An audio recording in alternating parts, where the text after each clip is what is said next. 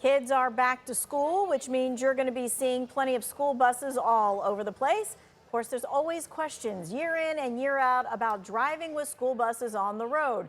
When do you have to stop? I'm joined by Tiffany Hooker of the Greensboro Police Department to talk about this kind of safety and stopping, or actually going when a stop school bus is there. That can cost you a few bucks. Yeah, it's very close to $500 and the highest points on your license.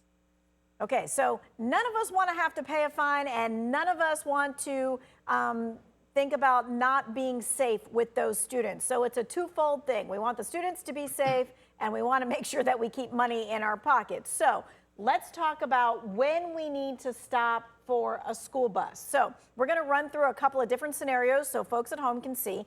2 lanes, no medium, 1 lane each way. Who stops? Everybody stops. Everybody stops. Does not matter if you're not behind the school bus. You need to stop if the road looks like this. 2 lanes, no median. Every single person stops. Okay, the next scenario, 2 lanes, but there's a center turning lane. Everybody stops. Everybody stops. Here's the next one, 4 lanes. There's no median, but there's 4 lanes. Everybody stops.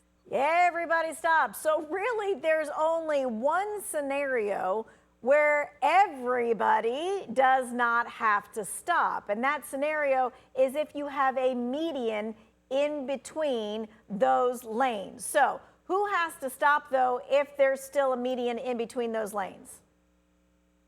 If it is 4 or more lanes with a median, you do not have to stop. On either side?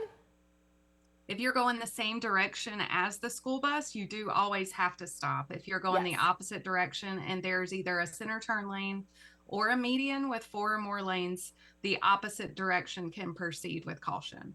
Okay, so that is the only time that it's not an all-stop scenario. And I think it's easiest to think that most of the time, if a school bus is stopped, you're just stopped. Right. All right, and so let's talk about some other kind of back-to-school traffic issues that you see. So we started our 11th annual Operation School Watch this past Monday, and it will run for 2 weeks where we are cracking down on traffic violations within school zones, but also with school buses and stop school buses and violating those laws in particular. We see a lot of speeding in school zones, as well as stop arm violations, seat belts, stuff like that. So we're trying to remind everyone that school is back in session and we're trying to keep everyone safe. Mm-hmm. I think for all of us, whether there are school buses involved or not, we probably do some things that we probably shouldn't be doing to make sure that we're driving safely. Yes. We encounter a lot of people with distractions inside of the vehicle, not only during this time, but year round as well. And we want to remind drivers that those distractions can get people hurt with the lack of paying attention in school zones with kids crossing the street. We want to remind everyone that you have to be mindful of who is crossing the street. Keep your eyes on the road, both hands on the steering wheel. There should be no distractions, whether it be makeup, food, phones, anything like that.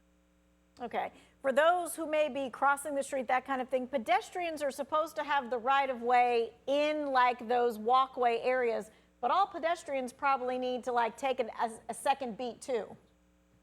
Absolutely. Although pedestrians do have the right of way in crosswalks compared to vehicular traffic, that doesn't mean that they shouldn't look and yield to make sure that the driver of the vehicle is paying attention and making just a simple eye contact with the driver to make sure that both of you guys are aware that you're about to cross in the crosswalk is always a great idea. All right. When it comes to driving, what is the #1 issue? For traffic accidents and things like that? Is it inattention? Is it speed? Is it a mix of both? It's all the above. So we encounter a lot of speed issues that can contribute to crashes, but we also see a lot of distractions. There seems to be an increase in texting and driving. Something inside of the vehicle that is distracting our drivers, which is why we're trying to educate everyone that it's just not worth it. It's not worth the danger out there. So we have to keep our eyes on the road. All right, Tiffany Hooker letting us go through all the situations with the school buses so everybody knows. We appreciate you and Greensboro PD keeping our kids safe. This is going to be in the 2 wants to know section of our website in case you need to send it to someone who says, oh no, I don't need to stop for that school bus. I've got the right of way. You'll be able to tell for sure. Right now, we're going to take a look at the forecast.